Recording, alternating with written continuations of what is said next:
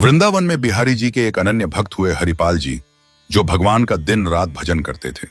लेकिन वो शादी नहीं कर रहे थे क्योंकि उनकी इच्छा थी कि जैसा मैं भजन करता हूं, अगर वैसी ही कन्या मिले तो मैं शादी करूंगा।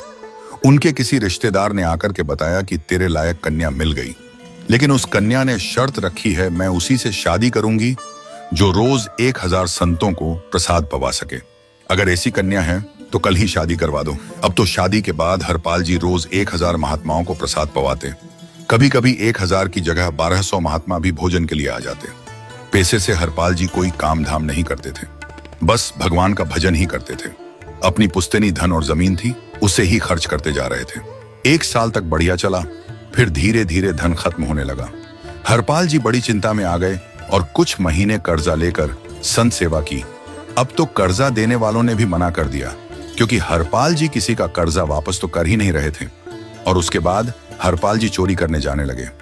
अब तो लोगों ने अपने चोरी से बचने के लिए अपने घरों में पहरेदारी शुरू कर दी। इसके बाद हरपाल जी की दिक्कत और बढ़ गई। ये सब देखकर अब तो ठाकुर जी भी हरपाल के भाव पर रीझ गए और ठाकुर जी ने सिंहासन से उठकर एक सेठ का रूप धारण किया और रुक्मिणी जी एक सेठानी बन गई। दोनों ने मन में विचार किया कि चलो हरपाल जी से जाकर अपने आप को लुटवाते हैं। हरपाल जी एक मार्ग पर बैठे हुए थे और सोच रहे थे कि कोई धनवान यहां से निकलेगा तो उसको लूट लूंगा और लूट के भाग जाऊंगा, फिर सारा धन संत सेवा में लगा दूंगा। तभी उस मार्ग पर ठाकुर जी सेठ बनकर के आ गए। हरपाल जी ने जैसे ही सेठ को देखा, हरपाल जी बोले, अगर यह दोनों लूट लिए जाए तो 10 साल चोरी नहीं करनी पड़ेगी। हरपाल जी के बगल में जैसे ही ठाकुर जी पहुंचे तो ठाकुर जी हरपाल जी से पूछते हैं कि भैया, इस गांव में एक हरपाल नाम का डकैत रहता है जो सारा सामान लूटकर संत सेवा में लगता है।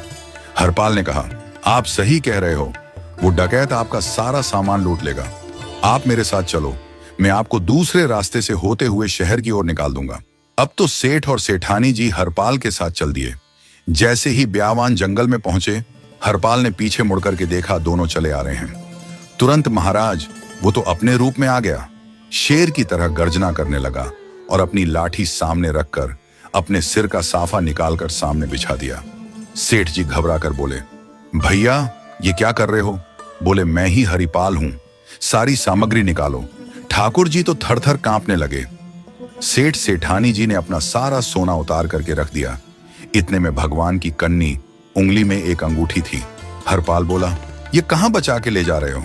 सेठ जी बोले, ये तो बहुत बचपन की अंगूठी है और ये आज तक निकली नहीं है और ये निकल ही नहीं पाएगी। हरपाल जी ने उंगली पकड़ी और बोले, इसको काट देता हूं। और महाराज जैसे ही उंगली पकड़कर काटने को हाथ आगे बढ़ाया, इतने में द्वारिकाधीश भगवान प्रकट हो गए और ठाकुर जी ने हरपाल को अपने गले से लगा लिया। हरपाल जी घुटने के बल बैठकर रोने लगे और अपना सर पटकने लगे। बोले, नाथ, मैंने अपने नाथ को लूटा। आज मैं अपने स्वामी के साथ डकैती कर रहा था। मैं अपने स्वामी की उंगली काटने पर मजबूर हो गया था। इसका मतलब तो मैं पापी हूं, आपके रूप को नहीं पहचान पाया। ठाकुर जी बोले, हम ये सारा धन आभूषण लेकर इसीलिए आए थे ताकि तुमको अब कभी किसी से मांगना ना पड़े और चोरी ना करनी पड़े। इतना कहकर भगवान अंतर्ध्यान हो गए।